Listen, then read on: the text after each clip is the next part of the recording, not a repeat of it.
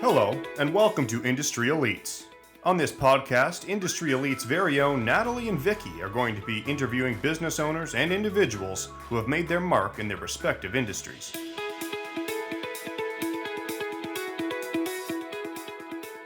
Brian Mingham is the founder and CEO of CFSI Loan Management. He is responsible for the firm's overall strategy, reporting, and general management of CFSI. Since founding the firm in 2012, Mr. Mingham has transformed CFSI to a leading nationwide construction risk mitigation firm by creating key strategies and hiring the best team in the space. In his role, Mr. Mingham has continued to focus on building CFSI's year-over-year revenue growth by identifying high-growth market segments.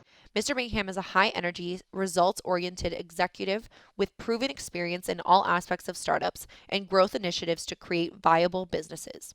He has proven his ability to capitalize on market opportunities, driving revenue and profits, combining entrepreneurial vision with strong management, leadership, and relationship building skills. Hi, everyone, and welcome to this new episode of Industry Elites. We want to welcome our very special guest, Brian Mingham, who's the founder and CEO of CFSI Loan Management, and we're welcoming him to the conversation today. So, Brian, how are you doing today? Very good. Thank you for having me. I'm excited.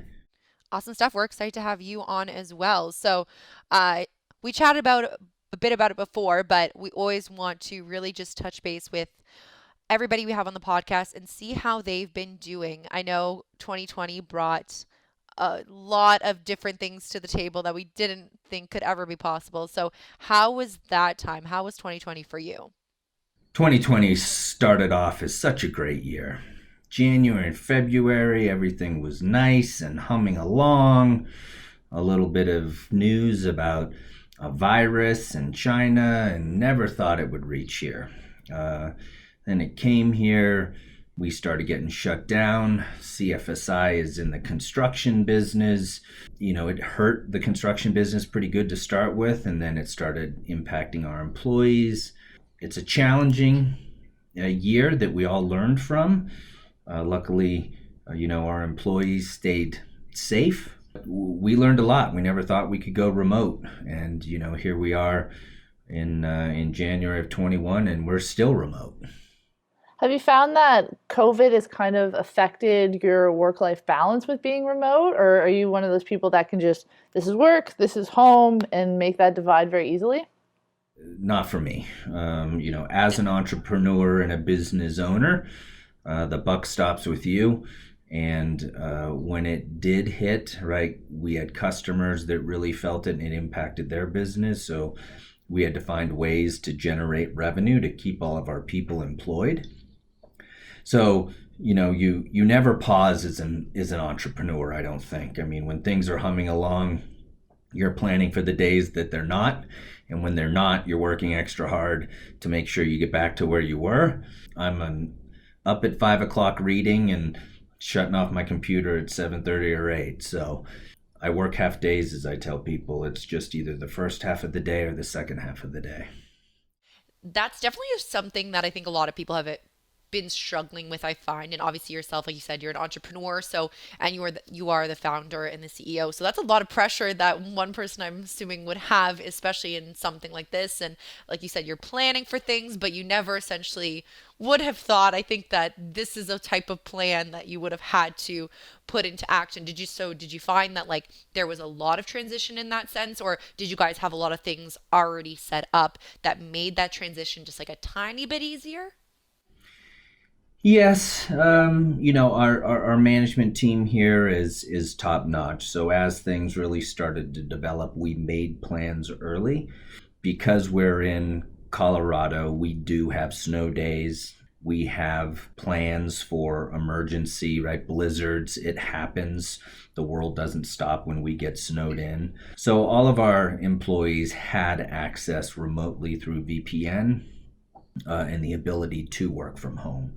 So our transition was pretty easy getting home, but it's a different story to have people working from home versus, home for the day. There's some people that are built for it. Others, other hourly type of employees, line employees, just don't have a work setup at home, don't have a dedicated spot where the dog and the kids and people don't leave them alone. We've all got used to hearing dogs and kids and doorbells and every other sound you can possibly imagine on a Zoom call and talking to clients. Amazon packages. Yeah, Yeah. Hold on, my Amazon package. I have to sign for this one. Those are the things we've all gotten used to now. When before, people would get uptight when their dog barked, or you'd hear that. It's like, oh, you're working from home. Now it's expected. So we had an easier transition, I would say, but trying to keep productivity up was the challenge initially. I have one kind of side question. You did mention that you do have a lot of kind of snow days in Colorado. We've had a pretty dry winter as it goes, so I'm curious as to what amount of snow do you need to consider it a snow day? Well, it depends if you're a lifetime Colorado person that knows how to drive in it, or you're a recent transplant from Arizona or Colorado that has never seen snow. If you live in Colorado, you should have, an SUV or snow tires on your car. There's probably 25% of the people that would call in sick when the snow would come. Part of it had to do with, right, if it was a big enough snow, right, people had kids that were off school and no daycare, and that's one item. But we had people that just said, I can't drive in the snow. I'm not coming in 2 inches of snow. So so it really depends on the person, and then that person gets a little talking to of, I get it, you just moved here from Arizona, but they have something called snow tires. You should go get them, and that allows you to drive in the snow. And like I said, right, the world goes on. People in Florida don't care. They want their report and their fun controlled draw done. They're at the beach, and we're shoveling. That's hilarious, because I have a friend of mine that she lives in London, England, and they just got in bunny ears, you can't see it, but a snowfall on the weekend, and I would say it was like, I don't know, a quarter of an inch, if that, like enough to kind of put like a deep frost on the grass. Public transit completely shut down. Everybody was like, stay at home. The mail was canceled. Like the whole city just shut down for this like light dusting of snow. And I thought that was so funny, because my friend's Canadian and she's just like, I don't see the issue here. It's funny. It happens all the time. Yeah, I mean, like you said, some people just aren't prepared for it. And I think for all three of us, we've seen large amounts of snow where a little bit doesn't really worry us too much. And yeah, exactly. Get your snow tires on and let's keep it moving, people. But yeah, once it seems like there's that first initial snowfall, it's like everybody kind of forgets how to drive, it feels like. And then afterwards, it gets a bit better. But there's always that initial where people are like shocked, like, oh my gosh, it's snowing. It's like, yes, like we get snow. Like this is the time for snow. Like this stuff happens. But it's definitely something that always sparks people's conversation. Yeah, and disaster recovery is a very important part of our business. We deal with large financial institutions that make us go through very strict approval process, and one of them is disaster recovery. We've had offices in California and earthquakes and wildfires, and we have to be prepared, and we have to test them, and we test them every year. So we have a process we go through. So, this initially was just a process that was supposed to be a couple of weeks in lockdown and get through it. But we've all at this point tested our disaster recovery processes. To the fullest. Yeah, to the fullest. So, and again, it's all about cybersecurity and people's home networks and things that people might look at in their private time, and now having corporate equipment and all of those technology solutions have all been implemented in ways we never thought we'd have to. Definitely. So you did touch a bit upon what CFSI does and what you guys are a part of, but maybe for those who don't know about CFSI loan management, what would you say that, or how would you guys describe your business to our listeners? So we are, the elevator pitch is we're construction risk managers. We help consumers and construction lenders manage construction risk. And what that means is From a consumer's perspective, right? When you're remodeling your kitchen, you call 3 contractors and get 3 bids, and all 3 bids are 3 different prices and 3 different scopes of work. We help identify that the contractor is licensed, insured, has the experience to do your project. We make sure that their bid incorporates everything that would be required for a kitchen, right? All of the cabinets and countertops and sinks and fixtures and appliances and new tile and new marble, whatever it is you're doing. And we make sure that it costs it out, right? One guy says, oh, I'll do it all for 10 grand. The other guy says, I'll do it for 50 grand. So we validate that through software that makes sure that the bid is reasonable, right? So that's important, right? None of you would want your husband or your wife to sign a contract for something. They tear the house apart and you find out that the guy was a flooring contractor and he's trying to put a second story on your house. That's not the right experience. So we help manage that process. We help make sure that the work is completed on time and to the scope of work. And there's liens can be placed on your house if your contractor doesn't pay his subcontractors. We validate all of that. So we help lenders and borrowers make sure that the construction part of the project is underwritten properly. Banks in particular are good at looking at income and assets, but they're not good at looking at a budget from a contractor to say, you're in Quebec, you're in New York City, you're in Moscow, right? Things are different priced with different labor and wage rates to be able to complete the project on time. So we're risk managers is really what we do. We're a service provider for consumers and financial institutions that are making construction loans. I find that a very interesting concept because kind of at the moment, my parents are looking, they have a carport and they're looking to get a garage made instead, which construction-wise, I'm no expert, but I assume it's not a crazy task to kind of add a wall basically in a garage door. But they went to this one contractor and he did a quote and it was just like a 1 line item quote and it was something ridiculous. It was like 110,000. And my dad was like, are you serious? Like, I want a quote that's broken down by kind of line item. And of course, he ghosted him when he asked for that form of a quote. So he didn't get one where the costs are actually going for. So I find that a really like kind of interesting concept that there is that middleman to kind of get rid of these sketchy situations, for lack of a better word. That is the most perfect example anybody could ever do that's real life. We see it all the time. People say, well, okay, that sounds good. You don't know what you're paying for. You're getting a garage. It could be lopsided. He could put a garage door on it. He could just not put up a wall. He could put lattice up.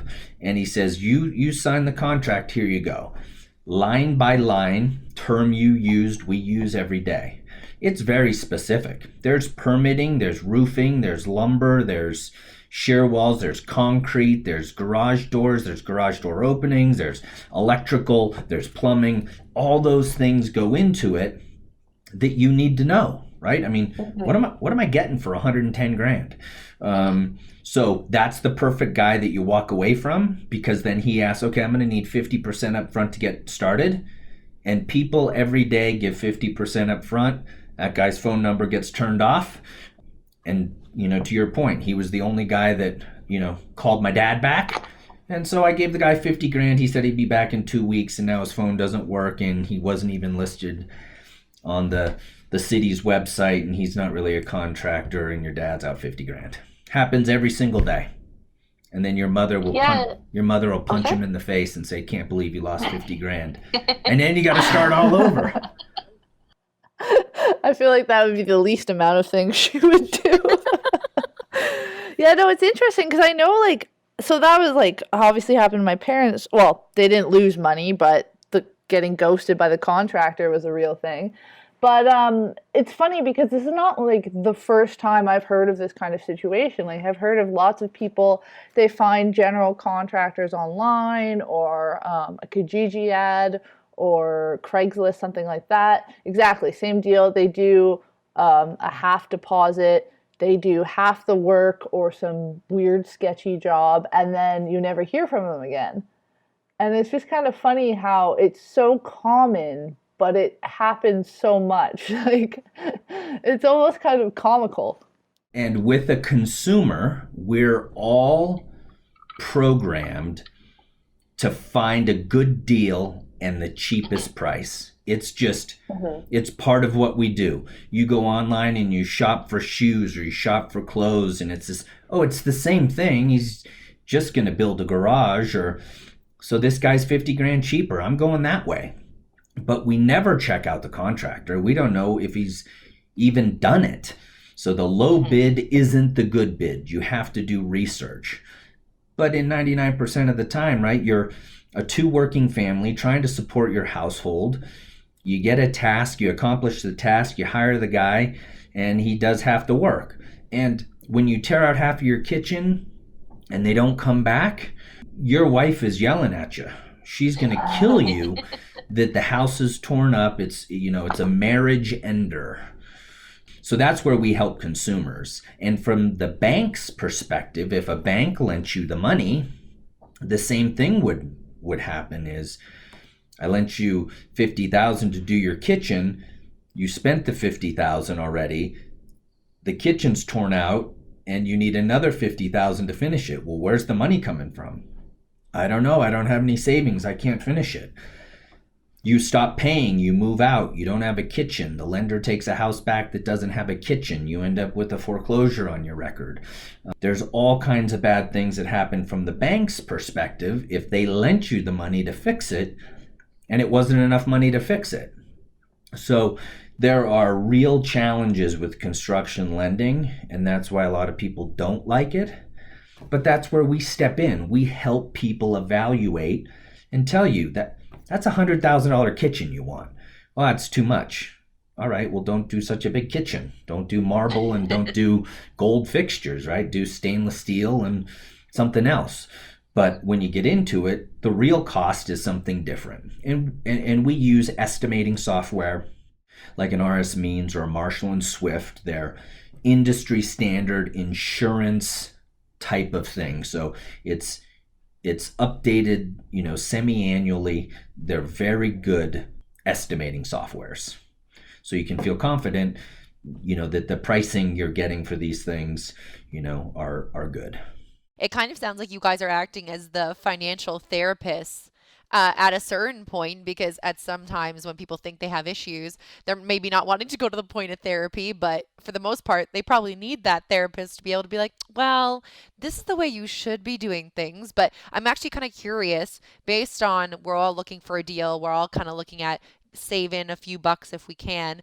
Is there times where people will come to you, ask for a quote, decide not to go with you guys, and then end up coming back because they've had some sort of negative situation? Not usually in that scenario, but Vicki, she was talking about, being a financial therapist. And it's funny you say that because we do get into that, right? It's almost like marriage counseling.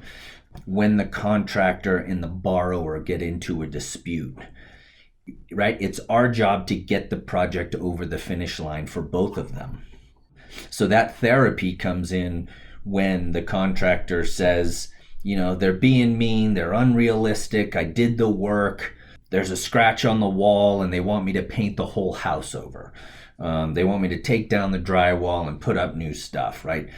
Change orders get into place. Somebody says, oh, the lumber went up and now it's the borrower's fault. And that's where looking at the contract and determining the type of contract it is it a cost plus or is it a fixed cost? So we get into those therapy sessions every single day. We don't get many people that come back and say, I started this project and now I'm in trouble. Yeah. Can you get me out of it? Most people, and I'll say most of them are men, and probably myself included, right? Don't ask for directions. I know where I'm going. Yeah. Same thing is I screwed up really bad and I'm not going back to get egg on my face. I'll just, grit it out and try to fix it myself. So, and then they're in a whole other, it's kind of like one of those, when it just gets bigger and bigger, it's like a spider web. It starts off small and then you're like, oh no, it's already spinning and now we don't really know where to stop it or where to go from here. So it just, like you said, that scenario, that horror story that plays out that, okay, once this happens, then this, then this, then this. And you're just like, oh my gosh, how did we get here? Which is crazy. And it happens all the time. Yeah.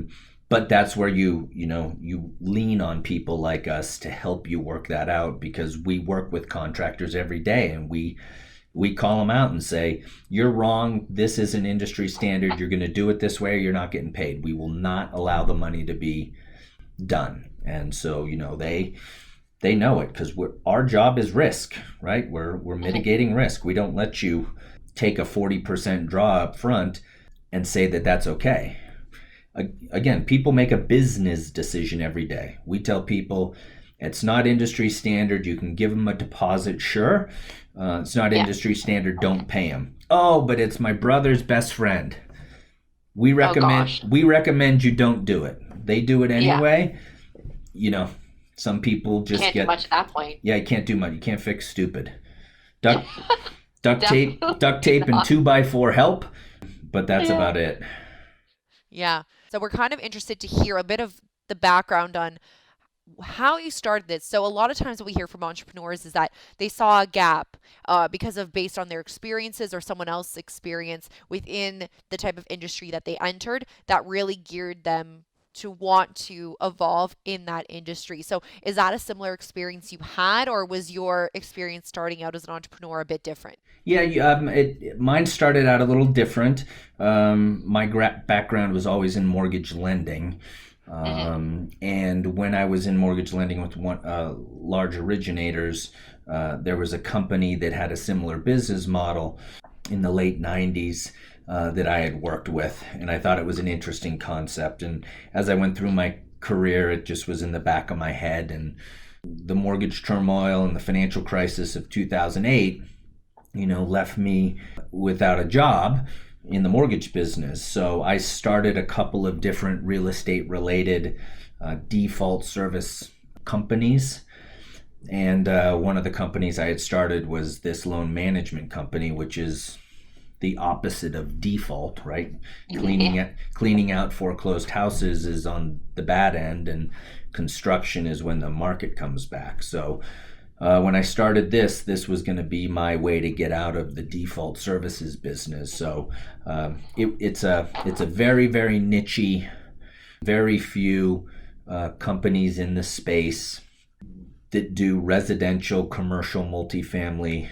I mean, we do small $50,000 projects, and we just won our largest one ever as a $500 million wow project. Congratulations. Yeah, that's amazing. In New York City. So we do a lot of stuff all over the country.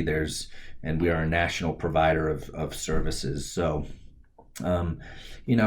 it's grit and finding opportunities. I mean, every day there's a new product or a customer says, can you do? And we're nimble enough to be able to evaluate an opportunity and say, yes, we can do it. There's profit in it, and there's enough people that want it. Or we pass and refer them to somebody that can do it better than we can. So it sounds like what you went into is something more of like a proactive business as opposed to like a reactive business. So you guys are looking to kind of save people before it gets to the point where they need that saving, essentially. So, I mean, that's definitely something that's quite interesting. And like you said, it's very, very niche. And I'm sure if those who are not in that specific industry or in that market wouldn't really know too much about it. So I appreciate you kind of breaking that down for us and how it all came to be. So I know a large thing is obviously providing loans through the consumer and the construction. So we're kind of curious, as you reside in Colorado right now, and as Corona has taken a large toll on, I think, every industry for the most part, one thing that we found is that a lot of people are going back and looking within their homes or looking within their lives and seeing like, okay, how can we better this, or how can we even just renovate something that we've been talking about renovating for years now. So just in general, how would you say that like the housing market itself from your space has been impacted, if that makes sense? Perfect sense. And it is booming, right? That consumer segment of the business You can't find a contractor. I mean, if you're Wow. if a That's contractor calls crazy. you, there's something wrong with them, Yeah. because every Interesting. good contractor is busy doing work, and that's what we're seeing, right? We've seen a mass exodus from the largest MSAs, the San Wow. Franciscos, Los Angeles, New Yorks. Hmm. Everybody's moving out of their close neighborhood, walk down, no car neighborhoods to suburbia. And with that, people are finding out I'm spending more time looking at the same four walls. Now I They're staring need, at that wall that they hate, and they're like, yeah, "Ooh, I got to do something about the wall." I can't stand the color that we painted in here, right? I need to Yeah. blow it out. I need a dedicated door that I can close so the dog doesn't come in when I'm on a Zoom call. We're seeing massive amounts of renovation, massive backyard expansions, more open space, covered patios, outdoor grills, fire pits, bigger kitchens. But really, it's office galore. It's dedicating, the dining room that you use once a year if you're lucky, with those dishes that you're not allowed to touch, are all being converted, and a lot more electrical, and cat 5 and 6 wiring, high Hmm. bandwidth stuff. People are moving and creating that home office experience, and people are saying, I don't need to go to the office. I mean, No, now some people are loving it now. I don't even know how some people are going to go back. No one's going to want to go back. we have 50 people here that are already saying they don't want to come back and their productivity is fine. Now I'm trying to figure out is how to get rid of half of my space. That's true. I'm sure a lot of leases, and not even just leases, if own buildings or the lease, like that's going to be hard to maneuver that now because if people are leaning towards home, what do you do with all the space? And that's it, right? I'm in a lease for the next few years, right? How do I get out of my 12,000 square feet that I have, right? How do I go to 6? Look at Hmm. Google and Apple and these in Microsoft that say they're not going to have people back in Massive spaces. 21, right? I mean, Apple Yeah. just built a gazillion billion square foot flying saucer in San Jose. Look at the Apple new building they opened. I mean, it's literally, I don't know, 5 million square foot circle that looks like a Wow. spaceship. Yeah, it's incredible to think that there's like, okay, well, maybe we won't have people come back. Or how do you Hmm. redesign a Wall Street, right? Those guys sit in cubes, elbow to elbow, on a trading desk. Yeah, and that's super close for sure. Now is that even going to be allowed? Cube life is gone, right? You're sitting there with your partner and you chit chatting all day. Now everybody's going to need tall cubes or a door and a face mask and a oxygen tank so you breathe your own air. I mean, you should all work at home because I don't want to be working in an office like that. But yeah, as we were saying, the whole work from home situation. So now I'm curious, actually, with the position of owning your own business, were you hesitant in the beginning about a work from home situation? Right, like I said earlier, right? When you're home for a snow day, it's Yeah. not an issue.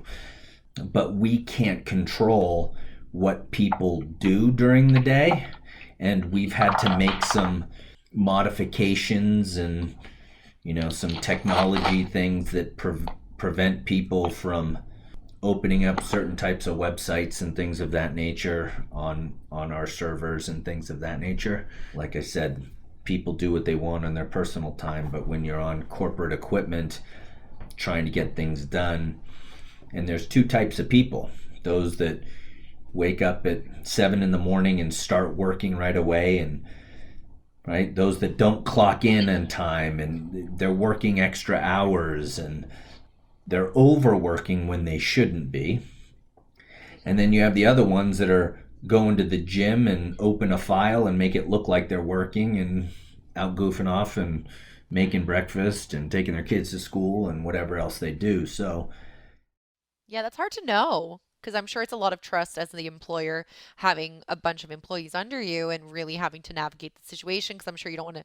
There's a balance of, okay, you know that you're in this new environment, this new situation, so there's some adaptation. Like you said, people might not be working exactly how they were, but as long as you said the productivity is there, but then the other people who aren't working at all, it's like, how do you, it's hard. Like, I feel like you have to maybe like investigate the situation versus when you see someone in the office, you know if they're doing their work or not for the most part, right? Like, you'll see the person who's talking to someone at 7 out of the 8 hours of the day versus the people who you'll be like, oh, I didn't even know you were in today, just because they've been sitting at their desk the whole time with like their head down, just focusing on whatever they had to do or had to get done. And that's the great thing about technology, right?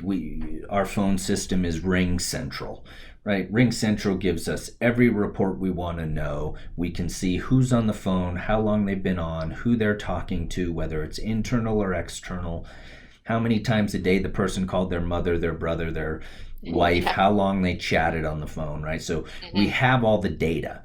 Right, same thing on our operating system. We know how many times you've touched a file, how long it took you to process a file. We know all of that. We know how long it took in January of 20 when you were sitting there, doing 50 files a day, and you get home and you're doing 10. So now it's all about metrics, right? It's all about how many widgets do you produce a day? How productive are you at home? Again, we can have 10% of our office is allowed to be in the office. So those that need an office environment are welcome in the office, right? And all of that plays into, right, evaluations and conversations. And that's having a great management team for people to help motivate. We're recognizing people even though that they're not here. In monthly great jobs, we're sending people Amazon gift cards or Starbucks gift cards, whatever they want, very Walmart, nice. right? Love that idea. So we're trying to motivate people. We're trying to send people hams and turkeys for Thanksgiving and Christmas. Oh, wow. Of good job, stay healthy, don't go out and party at the bars and get corona, right? Just Yeah. Stay home, stay safe. Here's your turkey. here's some food, here's some gift cards. So we try to Yeah, I do love that.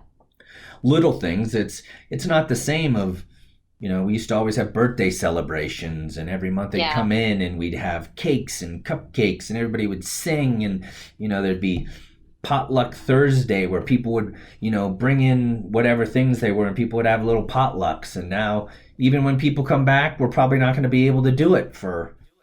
Yeah, like, is everything going to have to be separated? Like, we're going to not be able to sit, like we said, sit close to each other. You're not going to be able to like have those like potluck type things like we call them here for our work. But yeah, we had similar things as well. And it's definitely going to change, I think, a lot of that work culture. Because I think work culture is probably a big part, not probably, I would say from experience, it is a big part of why you would love your job, right? Like, if it's not a good work culture, then that's going to be difficult to enjoy it as much as you do. So having those little things that you guys are able to do even during this time to recognize employees, I'm sure goes a long way for them. And I'm sure it makes them feel recognized, like you said, and really taking a moment to be like, okay, we know everyone's working hard and here's the few things that we can do, even though we can't do the other things that we normally do. So that's definitely a great thing.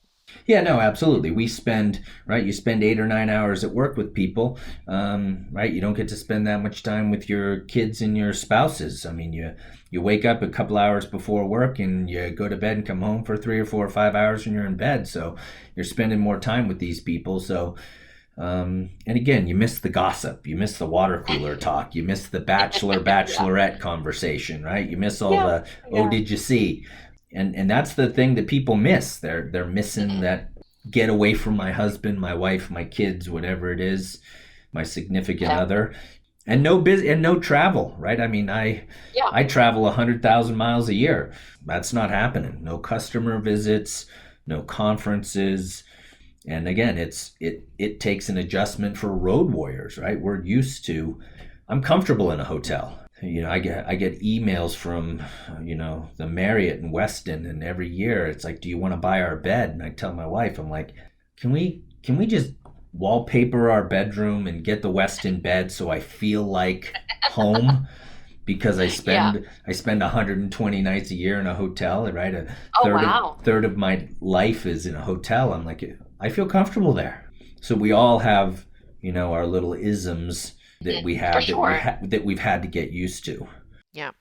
Definitely think it's been an adjustment. And like we said, we're not really sure when everyone was saying, oh, well, hope everything goes back to normal. Well, I think we all realize that's definitely not ideal, and I don't really know that it's going to play out like that. Like whatever normal is going to be, it's definitely not going to be what normal was before. So question as well. So over your years working and being an entrepreneur and now being the CEO, what are some common questions that you feel like you got asked as someone who started in this business? What's something that always pops up, I think, as like a frequent question, maybe from like we can do like some from like the consumer perspective and maybe some from like the construction loan management perspective. Yeah, I think in general, as the entrepreneur question is, how did you get into it, or what made you choose this line of business? And I was always, a large corporation senior salesperson. I was never looking to be an entrepreneur. I mean, there's kids that come out of college and work in their garage and start Microsoft and Google, and they're entrepreneurs from 20. Sure, I cut grass as a 12-year-old to make money to play video games at the bowling alley. If that tells you that I'm 50, because bowling alleys existed, and that's where we. They still have bowling alleys. They have like they have game I guess it's like game centers like attached to it. No worries about that. You're not aging yourself too much. They still have those. Yeah, so I guess you could say I was somewhat of an entrepreneur, but it was for candy and video games. But I got forced into entrepreneurship just out of sheer idea, and the idea worked. And I tell people that, right, I could have never been successful had I not spent 20 years in corporate environments learning how business works at a corporate side. I think I made fewer mistakes because I understood how a business ran, because I was responsible for P&Ls and hiring and firing and growing businesses, but I always did it with somebody else's money. And it's different when you start using your own money. You look at things a little more critically. But from the entrepreneur perspective, right, I tried it. And you have to learn to not be afraid to fail. That's difficult. It's very difficult, right? Because, as a competitive type of salesperson, you never want to fail. You're always after the next sale. The couple of things I tell people is don't be afraid to fail. Don't risk more than you can afford to risk. And again, with big risk come big payoffs. I mean, look at Elon Musk was on the ropes a couple of years ago, and now turned out to be the richest man in the world by far. Yeah, I definitely see some past interviews with him, and it was very early on in his entrepreneurship, I guess, idea, and just the money he was putting down. It was a lot of risk, and like you said, that comes with big reward, but sometimes it doesn't. It doesn't, you go bankrupt. And so, right, I was Yeah. I was married with a young kid, and I couldn't risk everything, so I risked enough to where I wouldn't have to file bankruptcy. Right, so that's one thing I tell people is don't be afraid to fail, and risk what you have. Do something that right? I was in the mortgage finance space. Don't go into manufacturing belts, right? If you don't know anything Yeah. about manufacturing, you don't know anything about apparel, You're in the wrong space. don't do that, right? You can't. Yeah. It'll take you longer to learn it than finding the opportunity in a space that you're familiar with. And those, and then the last one is know your strengths. I'm a big mouth sales guy. I'm very good at talking and can fill up, hours worth of stuff. And I'm a relationship builder. I'm not an ops guy. I'm good at catching the fish and throwing them in the boat and going out fishing again. I'm not good at cleaning and setting it up in the process.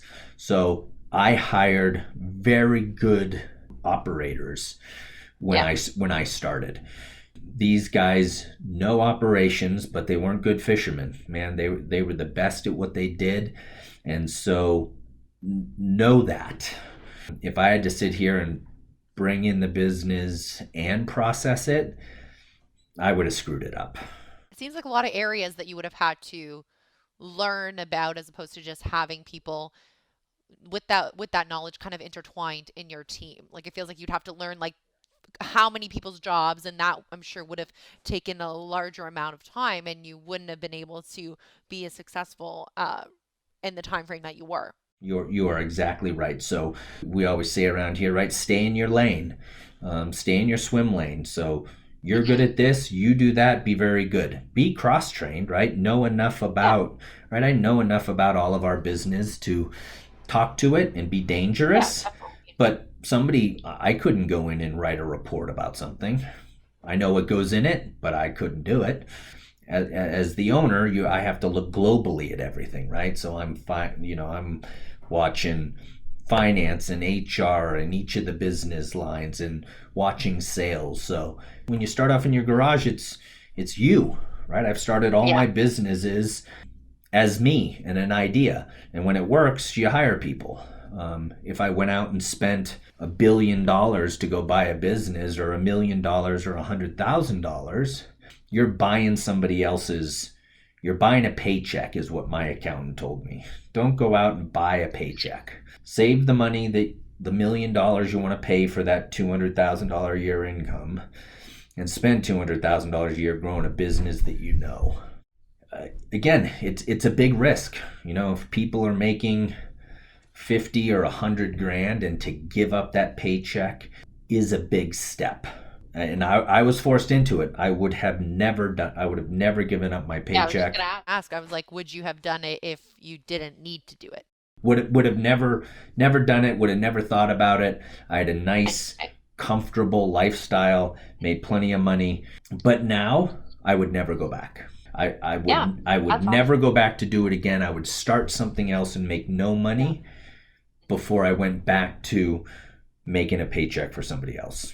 And that's what you learn. I mean, I could start a new business every day, because that's the best part. For me, it's the idea and the build.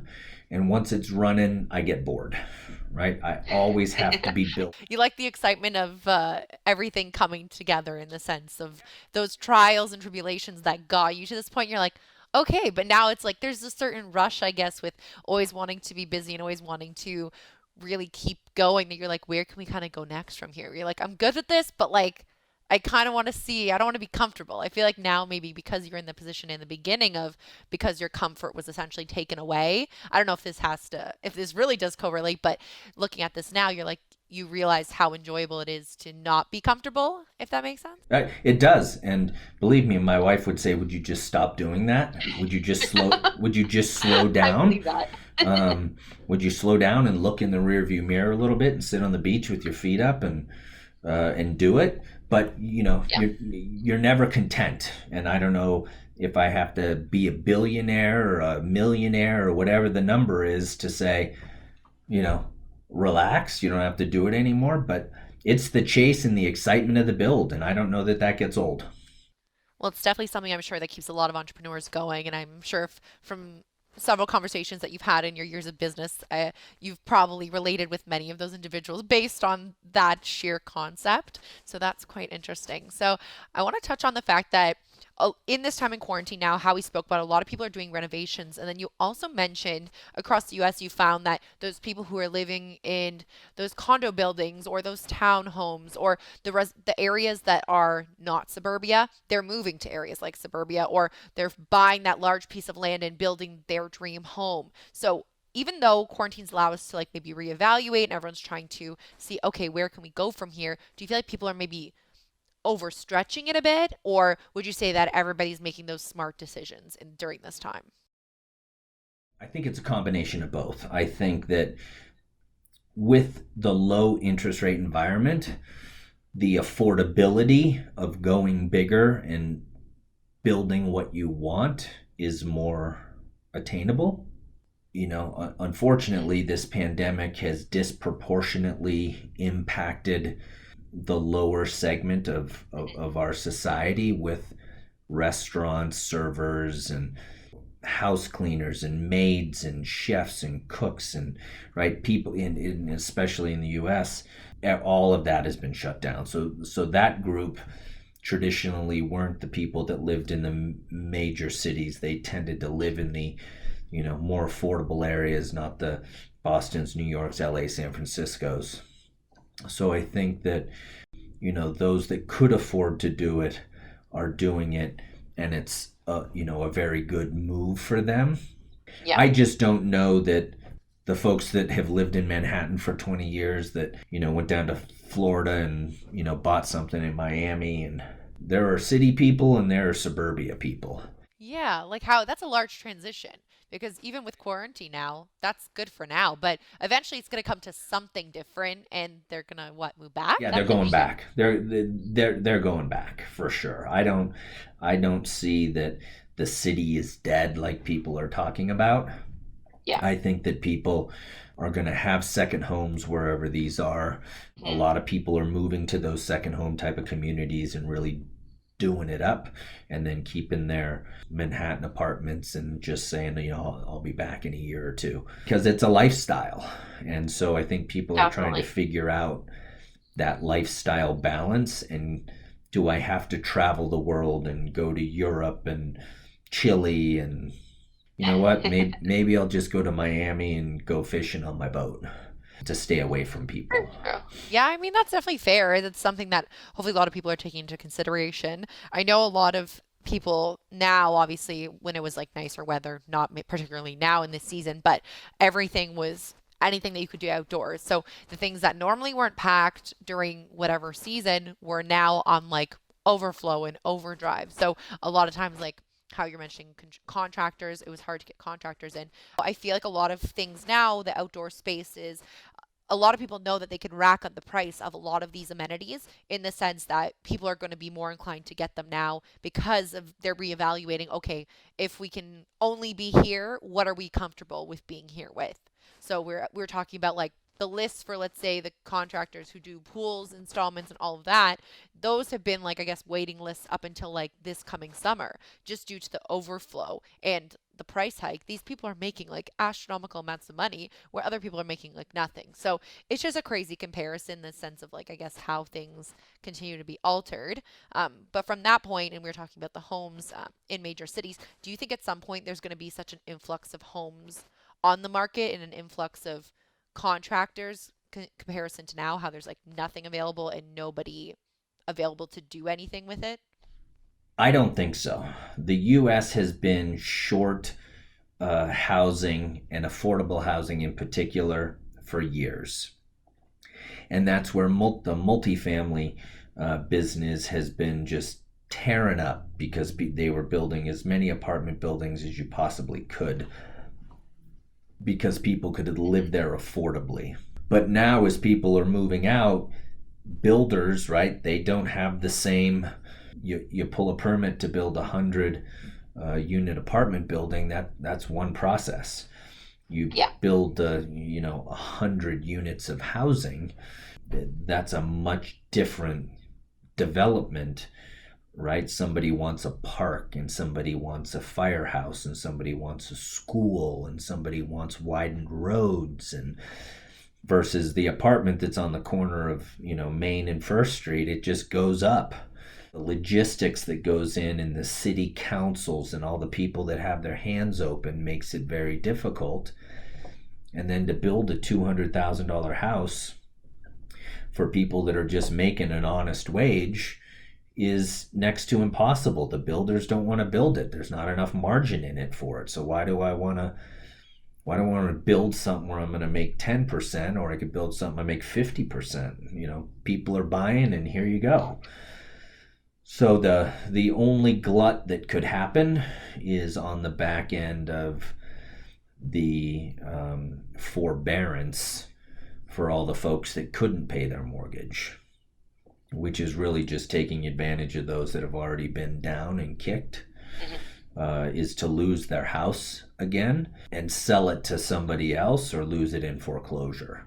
Hopefully people have learned from the past that they don't let that happen, right? In the last downturn, values were impacted negatively. People drove up prices so far that they couldn't afford them. Then there was an oversupply. This time, there's an undersupply of houses, so people could sell those homes, make money, and then go find an apartment to rent or another house to rent. Yeah. And I think that's the key, is making sure that, right, people don't get foreclosed on because there's equity in these homes, and you don't want people to not have the equity because they can start their life over again when this pandemic ends and we all get our shots and we're all good. They can go buy another house. Yeah, definitely a scary situation for those who are already down and, like you said, being in that position now. If they're not recovering at some point, that there isn't kind of a point to come above water, then it's going to be difficult. Even in Canada now, and obviously in different provinces, there's different real estate values, but all of the prices are just getting astronomically high, and they do the comparisons between even just like the amount of renovations and the amount of cost that goes into the material of those renovations as well, on top of like just the general overall home costs. They're rising astronomically, and then everything else isn't following suit. So when it comes to first time home buyers, you'll get this low mortgage interest rate, but the house is still, let's say, within like 900,000 or an average of $1 million home. And who starting out can afford that $1 million home without being tied to their home for the next 30, 40 years, whatever mortgage plan you have. But that's just crazy, because at that point, where do you have any money to do anything else? And then that's what you're finding, right? You're finding all the people that went to work for Google and Apple and all the people, and they were living in San Francisco, and they were paying $3,500 a month for an apartment. And then they were working at home in that little apartment, and they decided that, they were still making their 150 grand a year or whatever as a first kid out of college, and I'm loving life, and I can't afford it because I'm paying all the rent. And then they move to Ohio and they buy a house for $800 a month, and now they're rich. So, Different lifestyle. It's a different lifestyle. And that's what people are finding out is, do I need to live at the beach in California? Can I live somewhere else that might have snow or rain or something else? Can I still be happy there?